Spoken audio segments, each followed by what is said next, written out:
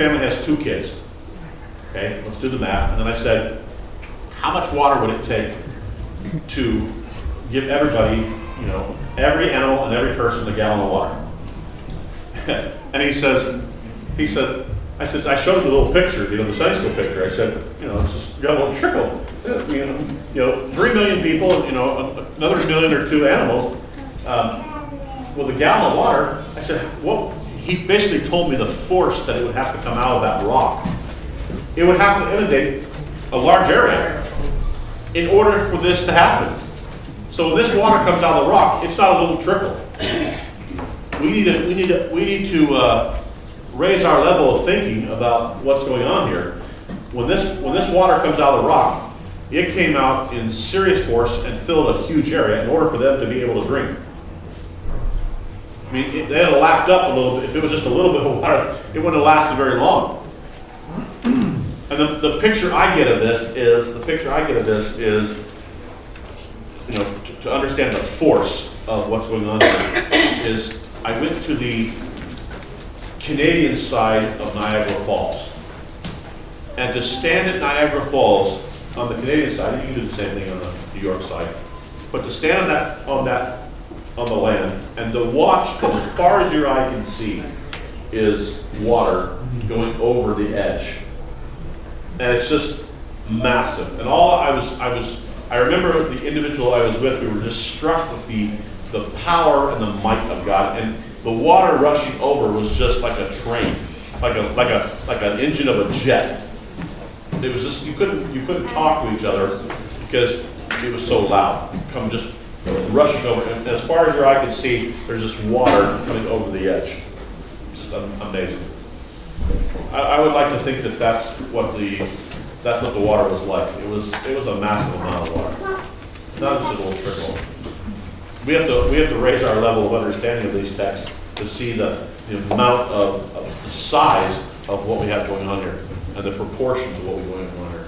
You know, it's not just a little bit, not a few amount of people, not a little bit amount of water. This is a lot. Any questions or comments? You can also apply it to that amount of people. How long did it take them to cross that water? It wasn't done in just a couple hours. No.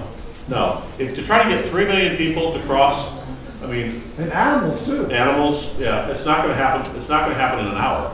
You get any amount of juice to go in one direction. Yeah. I mean, you know, if you had 3 million people and 2 million animals, you know, to get all those people through. Yeah, I mean, it wouldn't happen in a few hours. We're talking. They weren't 20 years old either. No. So this is. You know, well, Brent, yes. I think that speaks of the darkness on one side. I think that darkness was so thick the Egyptians couldn't see. Yeah, it says that. They couldn't see anything. They couldn't advance at all. Right. They couldn't see in front of their. When it's so dark you can't see your hand in front of your face. That's dark. That's a lot of darkness. It was darkness that you could touch. It said. He blotted it. Yahweh blotted out Ra. Yeah, Ra is one. Atum. Yeah, Atum is one. Ra. I mean, there's a number of these sun disk gods that are mentioned in the Egyptian literature. That, you know, and by the way, Pharaoh is also, he's supposed to be a son of God. He's a son of God and a descendant of Ra. So he's supposed to be. He's in the pantheon eventually. And yet God is saying, look, you know, this is cosmic fighting. This is the army of God against the gods of Egypt. And the angels of God are fighting in this as well. This is why you have the angel of God going before them and protecting them. And there's a lot more battle imagery here than what I think people normally see. I think we tend to clean it up. And by the way, in the Cecil B. DeMille,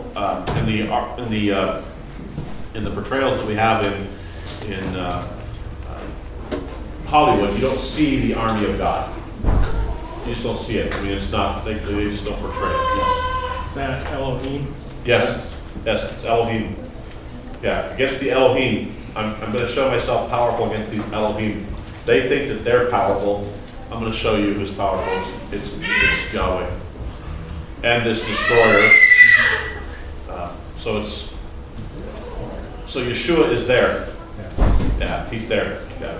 The main theme is, I think, he's telling Pharaoh that I am God. He's telling people of Israel, I am God. Know me and believe in me and trust in me. Absolutely, absolutely. I'm demonstrating this by his power, that I can, just as I spoke everything into creation with 10 words, I can decreate with 10 words, and I can control everything. Absolutely. Absolutely, it's powerful. Good stuff. All right.